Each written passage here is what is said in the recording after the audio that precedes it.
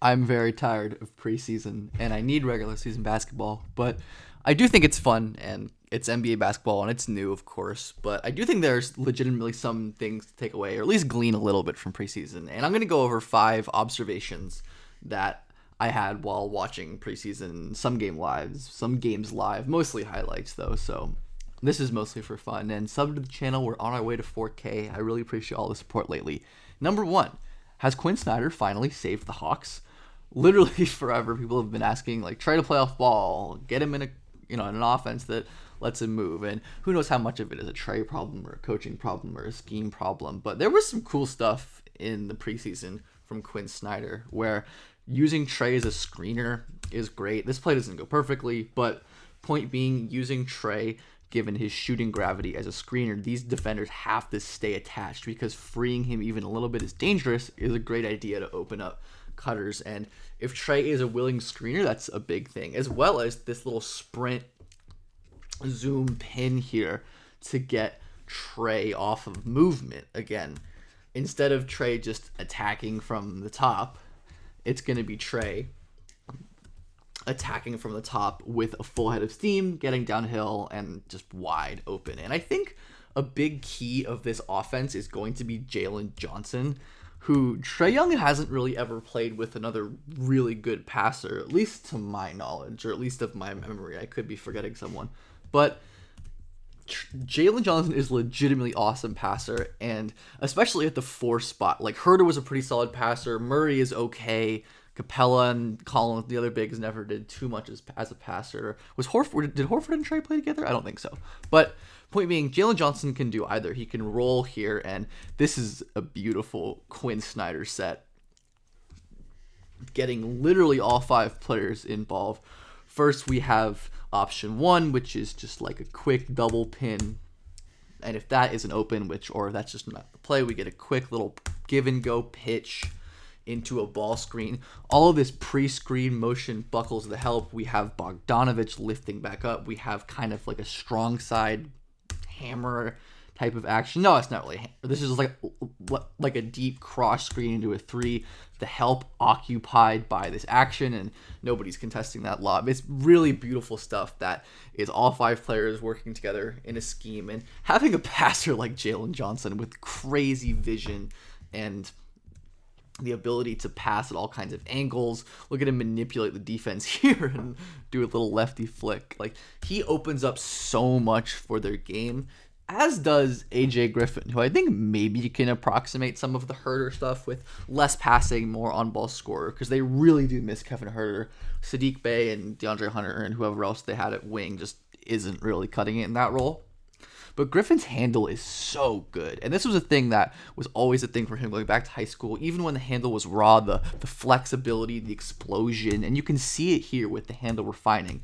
Between the leg to set up. Beautiful step back. Look how low and explosive he is on this behind the back. Hopping into a step back 3. His shot making is super legit. Even though AJ is a little bit slow, like we see he can't separate for much other than a contested floater here, which he hits. But look at his handle. Look how low he is. Generates a ton of leverage with his in and out cross. Gets by Buddy. And even though he doesn't explode to the rim, he is creating legit advantages, which is really impressive at his size, and especially given his shot making. Once again, we see him low and wide, long steps here to finish. This is a really great thing to see from AJ, especially given that he's not the greatest vertical athlete anymore, where look where he starts his drive. Normally I don't love early pickups, but this one is purposeful. He's driving into Aaron Nesmith with one super long step, and he can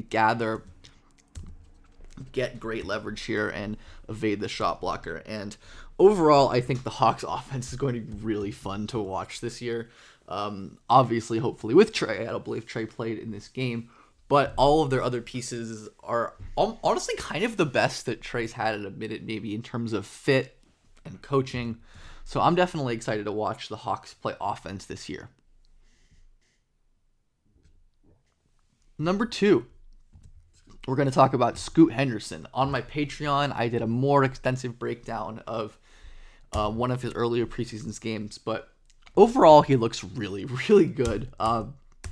There are, of course, some rookie mistakes going on with decision making and defense, but the high level stuff is here. Scoot, of course, not just a bursty guy, though he has S tier explosion, as we can see right here. He's such a smart pick and roll operator where he doesn't like the initial look here, driving middle here. So he waits, rescreens, pulls back, and there he goes. Picks his spot all the way to the cup.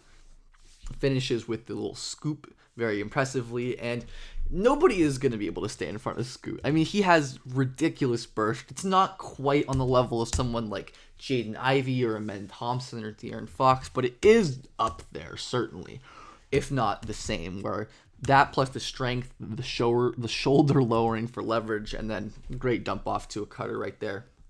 All of that is going to be super great for Scoot, and this hopefully will be just straight up his show this year with Anthony Simons. We see the pacing once again.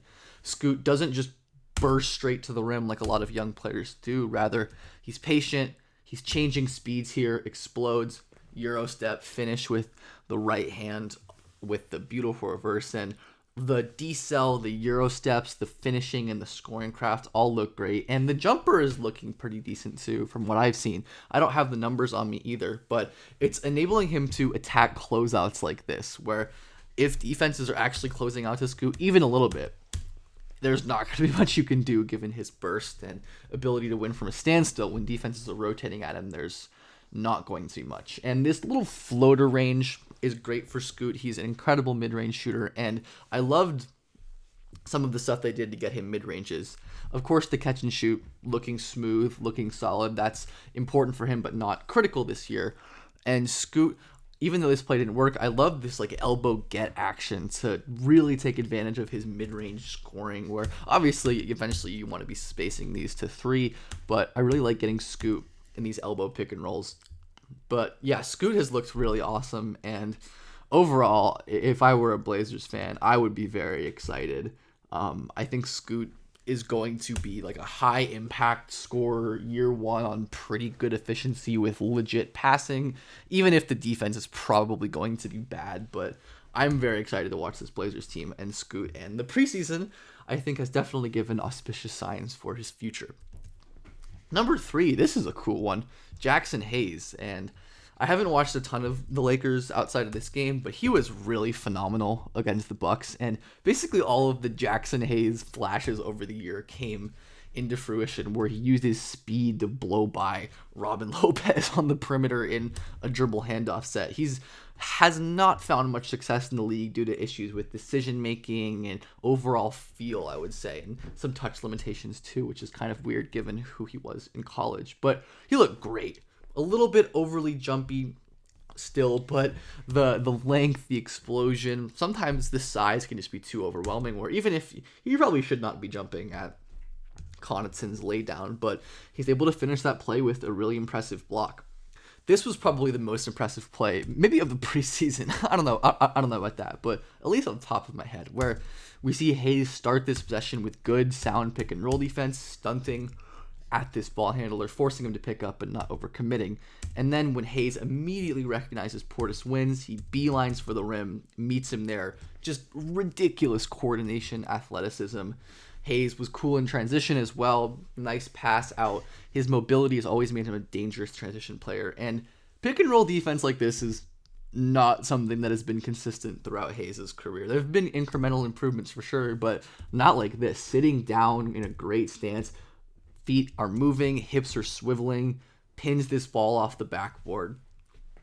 And the Lakers are already obviously spoiled at center and just like in the big room, but Hayes being more legit defensive depth is helpful because, of course, a lot of their other non-defensive bigs are offense-oriented, like Rui and Christian Wood, and even Taurean Prince is not amazing. Obviously, Vanderbilt is the defensive-oriented one, but with a front court of defensive guys like Hayes, maybe, and Vanderbilt, and offensive guys like Rui and Wood, and of course there's Anthony Davis and LeBron, it's going to be really dangerous, and the Hayes flashes were cool. So maybe this is something. I'm not betting on it for sure, but maybe it is.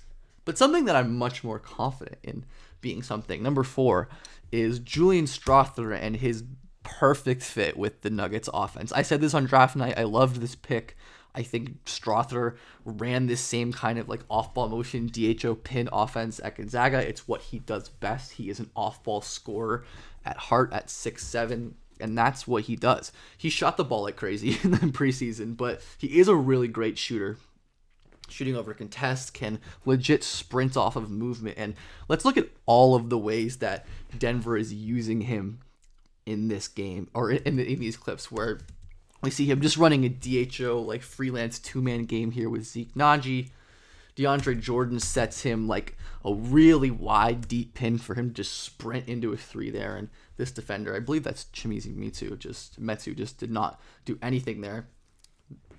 In these like freelance areas, Strother has really nice off-ball awareness and feel where he notices the help and he spaces himself to where this closeout's going to be tougher for Dalen Terry, and he's splashing that open three.